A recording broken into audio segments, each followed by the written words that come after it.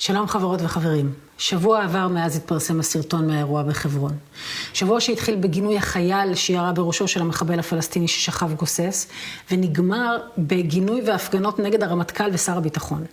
אז בסוף השבוע הזה אני רוצה להגיד לכם, נתניהו והשותפים שלו לקואליציה, אמרנו לכם.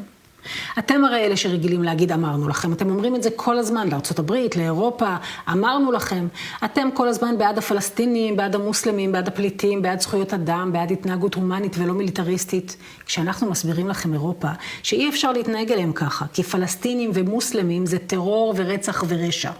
אז עכשיו כשגם אתם חוטפים את הפיגועים האיומים האלה ונרצחים ונפצעים לכם מאות בני אדם ואתם מפחדים ללכת ברחובות, אתם רואים מה זה. אמרנו לכם, נכון? ככה נתניהו והשותפים אומרים ברצף לאירופה ולנו. אני שונאת להגיד אמרתי לכם, אבל עכשיו אני אומרת לכם, נתניהו והשותפים, אמרנו לכם.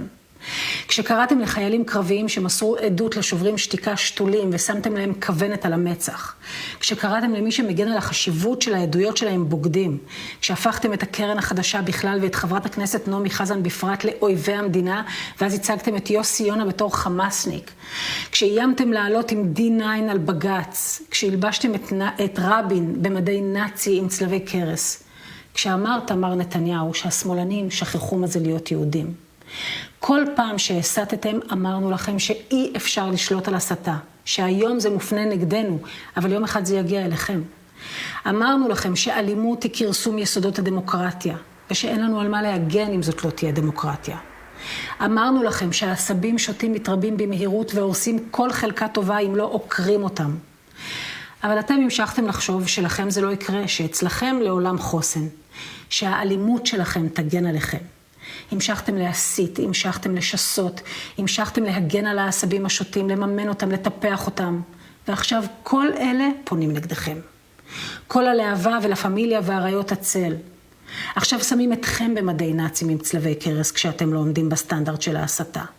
עכשיו כשביבי ובוגי מנסים לעשות את הדבר המתבקש, ואחרי התחקיר הצה"לי גינו את החייל שהוציא להורג מחבל ששכב מנוטרל על הרצפה, המון אנשים יוצאים לרחובות נגד שר הביטחון ונגד הרמטכ"ל, כי אתם לימדתם אותם שמי שלא שונא ערבים ויורה להם בראש בלי משפט הוא עוכר ישראל שלא שומר להם על הביטחון.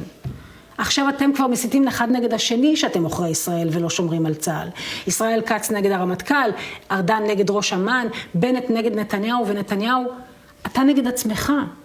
ביום שישי אתה אומר שמה שהתרחש בחברון אינו מייצג את ערכי צה"ל, צה"ל מצפה מחייליו לנהוג בקור רוח ובהתאם להוראות הפתיחה באש. אבל בשבת, כשראית שהציבור שהסתת כל כך הרבה וכל כך הרבה זמן לא אוהב את זה, מהר פרסמת משהו שלא ירגיז אותם, שלא יאכלו אותך חי. אמרנו לכם. אותו דבר יקרה לכם עכשיו עם ההסתה של המזרחים נגד האשכנזים, עם ההסתה של הפריפריה נגד תל אביב, עם ההסתה של האורתודוקסים נגד הרפורמים ונגד נשות הכותל ונגד נשים בכלל. אותו דבר יקרה לכם עם האלימות שאתם שותלים כאן בכל מקום. אמרנו לכם, ואנחנו עדיין אומרות ואומרים. אבל אנחנו לא רק אומרים, אנחנו מציעים ומציעות מציאות אחרת לגמרי. אנחנו מציעות אחדות וקדמה וחינוך ובריאות ועבודה לטובת הכלל והעצמה הדדית בחברה וסולידריות וביטחון, ביטחון לאומי ואישי וכלכלי ותעסוקתי.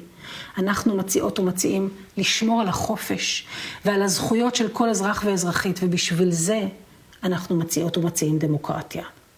אנחנו מציעות תקווה. ואנחנו יודעות ויודעים שזה לא ייקח כל כך הרבה זמן שאנחנו נגיע לשלטון כדי לעשות את כל אלה. ולא תוכלו להגיד שלא אמרנו לכם. שבת שלום.